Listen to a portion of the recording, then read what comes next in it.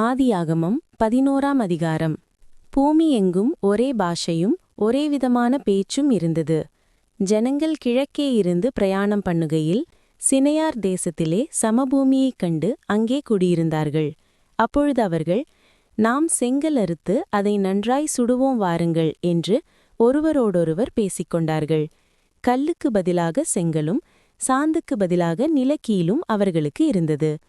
பின்னும் அவர்கள், நாம் பூமியின் மீதெங்கும் சிதறிப்போகாதபடிக்கு நமக்கு ஒரு நகரத்தையும் வானத்தை அளாவும் சிகரமுள்ள ஒரு கோபுரத்தையும் கட்டி நமக்கு பேர் உண்டாக பண்ணுவோம் வாருங்கள் என்று சொல்லிக் கொண்டார்கள். மனுபுத்திரர் கட்டுகிற நகரத்தையும் கோபுரத்தையும் பார்க்கிறதற்கு கர்த்தர் இறங்கினார்.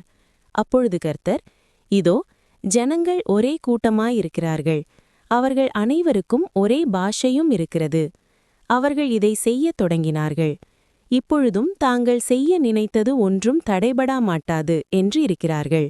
நாம் இறங்கிப்போய் ஒருவர் பேசுவதை மற்றொருவர் அறியாதபடிக்கு அங்கே அவர்கள் பாஷையை தாறுமாறாக்குவோம் என்றார்.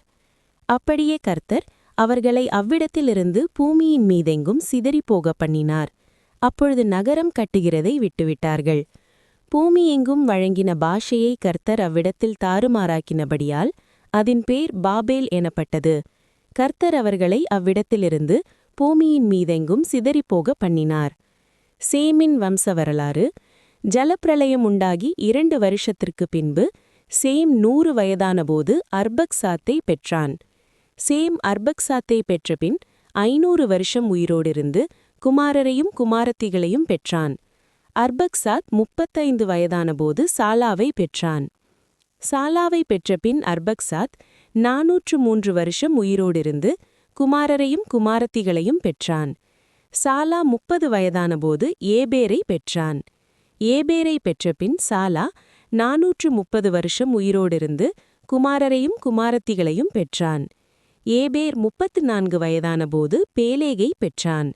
பேலேகை பெற்றபின் ஏபேர் 430 வருஷம் உயிரோடிருந்து குமாரரையும் குமாரத்திகளையும் பெற்றான். பேலேகு 30 வயதானபோது ரெகுவை பெற்றான். ரெகுவை பெற்றபின் பேலேகு 209 வருஷம் உயிரோடிருந்து குமாரரையும் குமாரத்திகளையும் பெற்றான். ரெகு 32 வயதானபோது செரூகை பெற்றான். செரூகை பெற்றபின் ரெகு 207 வருஷம் உயிரோடிருந்து குமாரரையும் குமாரத்திகளையும் பெற்றான். செரூகு 30 வயதானபோது நாகோரை பெற்றான். நாகோரை பெற்றபின் செரூகு 200 வருஷம் உயிரோடிருந்து குமாரரையும் குமாரத்திகளையும் பெற்றான். நாகோர் 29 வயதானபோது தேராகை பெற்றான். தேராகை பெற்றபின் நாகோர் 119 வருஷம் உயிரோடிருந்து குமாரரையும் குமாரத்திகளையும் பெற்றான். தேராகு 70 வயதானபோது ஆபிராம், நாகோர், ஆரான் என்பவர்களை பெற்றான். தேராகுடைய வம்ச வரலாறு. தேராகு ஆபிராம், நாகோர், ஆரான் என்பவர்களை பெற்றான். ஆரான் தன் ஜென்மபூமியாகிய ஊர் என்கிற கல்தேயர் தேசத்து பட்டணத்திலே தன் தகப்பனாகிய தேராகு மரிக்கும் முன்னே மரித்தான். ஆபிராமும் நாகோரும் தங்களுக்கு பிள்ளை கொண்டார்கள். ஆபிராமுடைய மனைவிக்கு சாராய் என்று பெயர், நாகோருடைய மனைவிக்கு மில்காள் என்று பெயர். இவள் ஆரானுடைய குமாரத்தி. அந்த ஆரான் மில்காளுக்கும் இஸ்காளுக்கும் தகப்பன்.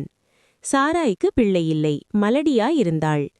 தேராகு தன் குமாரனாகிய ஆபிராமையும் ஆரானுடைய குமாரனும் தன் பேரனுமாகியிருந்த லோத்தையும் தன் குமாரன் ஆபிராமுடைய மனைவியாகிய தன் மருமகள் சாராவையும் அழைத்து கொண்டு அவர்களுடனே ஊர் என்கிற கல்தேயருடைய பட்டணத்தை விட்டு கானான் தேசத்துக்கு போக புறப்பட்டார்கள். அவர்கள் ஆரான் மட்டும் வந்தார்கள். அங்கே இருந்துவிட்டார்கள். தேராகுடைய ஆயுள் நாட்கள் 205 வருஷம். தேராகு ஆரானில் மரித்தான். ஆமேன்.